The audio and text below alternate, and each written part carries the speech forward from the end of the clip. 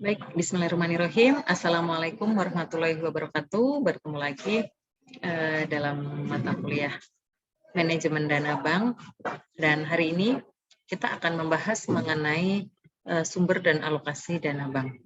Baik, mohon izin share screen.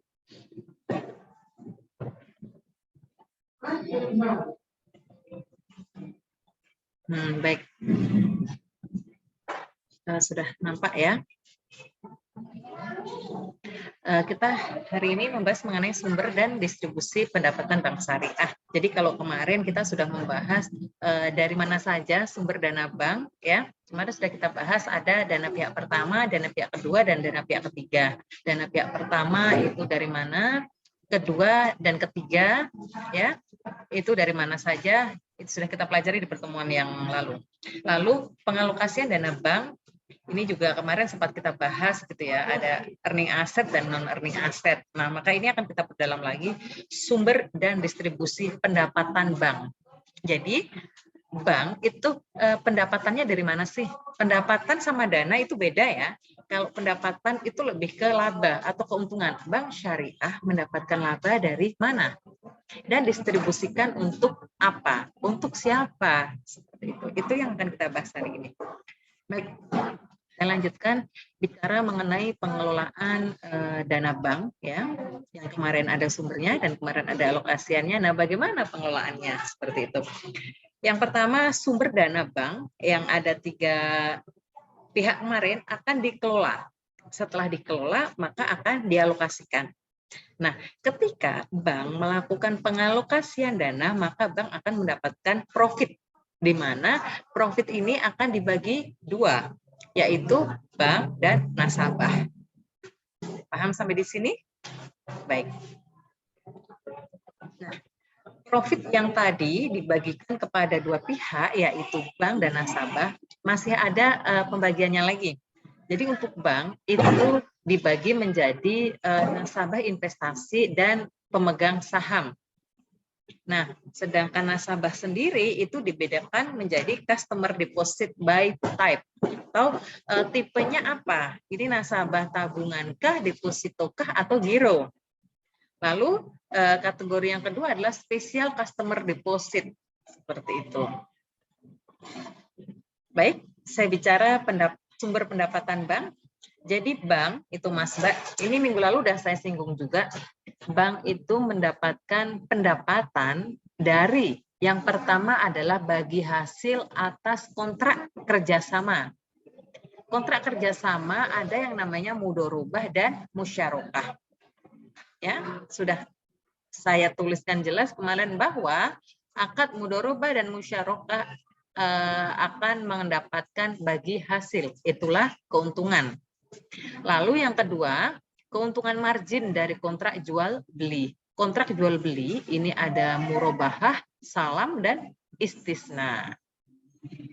Lalu hasil sewa dari kontrak ijaroh dan ijaroh muntahiyah bitamlik. Ini kemarin juga sudah saya bahas detail. Lalu yang keempat ada fee atas jasa yang diberikan.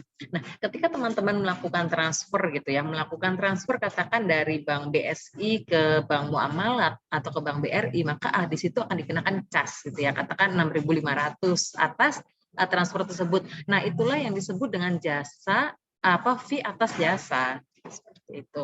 Ketika teman-teman memberi pulsa by mobile banking gitu ya. Nah, di situ teman-teman akan dikenakan kalau Telkomsel itu 1.500 katakan. Nah, disitulah fee-nya. Fee itu yang menjadi keuntungan bank, gitu ya. Dengan berbagai macam jasa bank yang ada, banyak sekali. Kalian bayar PDAM, kalian beli token, bayar PLN dan sebagainya. Lalu untuk tahapan pembagian profit, bank menetapkan jumlah relatif masing-masing dana simpanan yang berhak atas bagi hasil usaha bank menurut tipenya masing-masing. Jadi kemarin waktu kita membahas mengenai tabungan ya, di situ saya jelaskan bahwa ketika menabung kita bisa menggunakan 2 akad, yaitu wadiah dan mudorobah. Nah, kalau wadiah itu sifatnya titipan teman-teman, di mana titipan itu bank tidak wajib memberikan bagi hasil. Kalau yang mudorobah maka bank wajib memberikan bagi hasil. Nah, kembali ke wadiah, walaupun tadi si bank itu tidak wajib memberikan bagi hasil, tetapi bank boleh apabila ingin memberikan bonus kepada nasabah yang menyimpan dananya dengan kontrak wadiah, seperti itu. Nah, jadi poin pertama ini adalah bank melihat dulu nih karakteristik dari akad, jenis simpanan dan sebagainya. Antara simpanan tabungan dengan deposito tentunya beda untuk pembagian profitnya, seperti itu. Yang kedua, bank menerapkan jumlah pendapatan bagi hasil masing-masing tipe. Ya tadi, bagi hasil antara tabungan, deposito tentunya beda. Lalu bank menetapkan porsi bagi hasil untuk masing-masing tipe dana simpanan sesuai nisbahnya. Nah, kalau ini kita lihat lagi nih, besaran dana yang disimpan nasabah tersebut berapa. Antara nasabah yang menyimpan 10 juta dengan nasabah yang menyimpan 100 atau 500 juta, tentunya nisbahnya ini beda. Oh, yang satu 70, 30 katakan. Oh, yang satu 35, 65. Semakin besar dana Anda, maka nisbah yang Anda dapatkan bisa lebih banyak, seperti itu. Baik, bank menghitung jumlah relatif biaya operasional terhadap volume dana, kemudahan mendistribusikan beban, sesuai dengan porsi dana masing-masing tipe. Lalu bank mendistribusikan bagi hasil untuk setiap pemegang rekening menurut tipe simpanan dan jumlah simpanan. Nah, ini sama seperti yang saya jelaskan tadi ya. Oke. Konsep pembagian pendapatan ya teman-teman. Jadi ada 3 konsep yang digunakan bank dalam mendistribusikan pendapatannya kepada nasabah. Yang pertama adalah profit and loss sharing. Yang kedua adalah profit sharing, yang ketiga adalah revenue sharing. Nah, ini tugas untuk teman-teman mahasiswa. Silahkan mencari perbedaan dari ketiga metode ini atau konsep ini ya. Silahkan komen di bawah dan jawaban Anda pada kolom komentar akan menjadi nilai keaktifan untuk mata kuliah ini. Baik, selanjutkan. Keuntungan bersih bank ya. Tingkat keuntungan bank itu dipengaruhi oleh beberapa faktor. Yang pertama adalah faktor yang dapat dikontrol gitu. Disebut dengan controllable factor. Nah, controllable factor ini terdiri dari yang pertama segmentasi usaha. Ya, dia bergerak di bidang apa sih, segmentasinya apa, seperti itu. Lalu yang kedua adalah pengendalian pendapatan. Pengendalian pendapatan ini bisa dari bagi hasilnya, berapa besar suatu usaha memberikan bagi hasil kepada pihak yang mendanai, seperti itu. Lalu marginnya, lalu fee-nya, atau kalau di sini bank ya berapa besar bank tersebut memberikan bagi hasil, memberikan margin atau enggak mendapatkan, baik memberikan maupun mendapatkan ya, itu adalah sesuatu hal faktor yang mempengaruhi keuntungan dan itu bisa dikendalikan oleh pihak manajemen.